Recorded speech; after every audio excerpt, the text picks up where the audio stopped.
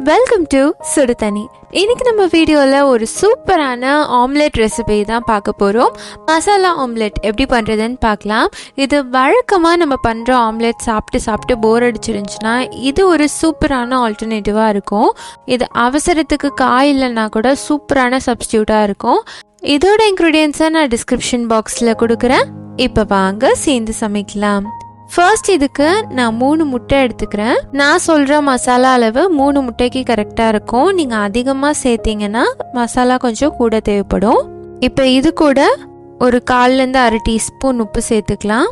அதோட 3/4 டீஸ்பூன் மிளகாய்த்தூள், 1/4 டீஸ்பூன் மஞ்சள் தூள், அரை டீஸ்பூன் மிளகுத்தூள், அரை டீஸ்பூன் கரம் மசாலா, 1/4 டீஸ்பூன் சீரகத்தூள், ஒரு மீடியம் சைஸ் வெங்காயம், ஒரு பச்சை மிளகாய், ஒரு தக்காளி, அதோட கொஞ்சமாக கொத்தமல்லி தழை சேர்த்துக்கலாம்.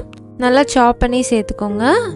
இப்போ இதை நல்லா பீட் பண்ணிக்கலாம். மசாலாவாக சேர்த்துருக்கனால அங்கங்கே மசாலா நிற்கும். அதனால ஒரு ஃபோக் இல்லாட்டி விஸ்க் வச்சு நல்லா பீட் பண்ணிக்கோங்க.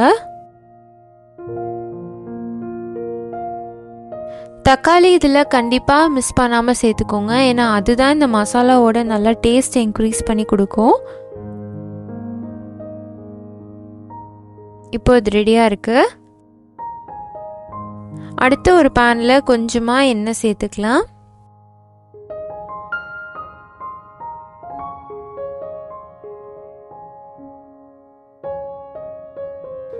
எண்ணெய் சூடானதுக்கு அப்புறமா நம்ம செஞ்சு வச்சுருக்க இந்த மிக்ஸை அப்படியே கொஞ்சம் கொஞ்சமாக ஊற்றிக்கலாம். நீங்கள் தோசைக்கல்லில் சின்ன சின்னதாக ஊற்றினாலும் பரவாயில்ல. நான் இன்றைக்கி ஒரே சைஸாக பெருசாக நான் பண்ணுறேன்.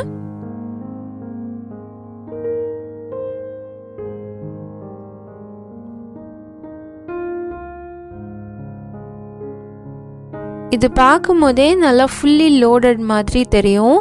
நல்லா ஸ்டஃப்டாக இருக்கும். நம்ம குழந்தைங்களுக்கு கூட இது பண்ணி கொடுக்கலாம். டேஸ்ட்டாக இருக்கிறனால கண்டிப்பாக சாப்பிட்ருவாங்க. நம்ம சாம்பார், புளிக்குழம்பு அந்த மாதிரி வீட்டில் சமைக்கும் போது காய் எதுவும் இல்லை அவசரத்துக்கு நம்ம எதாவது பண்ணணும் அப்படின்னா இது ஒரு சூப்பரான சாய்ஸாக இருக்கும். இது நல்லா ஸ்டஃப்டாக இருக்கும். அதே மாதிரி சாம்பார் கூட ரொம்பவே சூப்பராக இருக்கும். இது நல்லா வேகணும். மேலே கொஞ்சம் ஜூஸியாக இருக்கிறது நல்லா வெந்து அப்படியே ட்ரையாக தெரியும். அப்போ நம்ம இன்னொரு சைடு திருப்பி போட்டுக்கலாம்.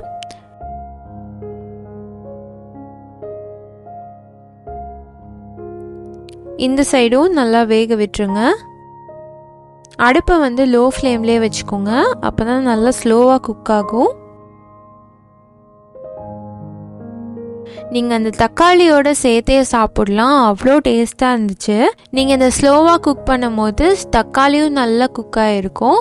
அப்போ இந்த மசாலா ஆம்லேட்டோட சேர்த்து சாப்பிடும் போது சூப்பர் டேஸ்ட்டாக இருக்கும். கண்டிப்பாக இதை ஸ்கிப் பண்ணாமல் சேர்த்துக்கோங்க.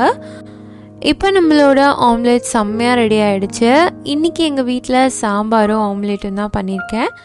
ரொம்பவே ஆப்டான ஒரு ரெசிபி. எங்கள் வீட்டில் எல்லாருக்குமே ரொம்ப பிடிச்சிது. நீங்களும் இந்த சூப்பரான டிஷ்ஷை ட்ரை பண்ணி பார்த்துட்டு எப்படி இருந்துச்சுன்னு சொல்லி கமெண்ட் பண்ணுங்கள். இந்த வீடியோ உங்களுக்கு பிடிச்சிருந்தா லைக் பண்ணுங்கள். சுடுதண்ணி சேனலை சப்ஸ்கிரைப் பண்ணுங்கள். தேங்க்யூ.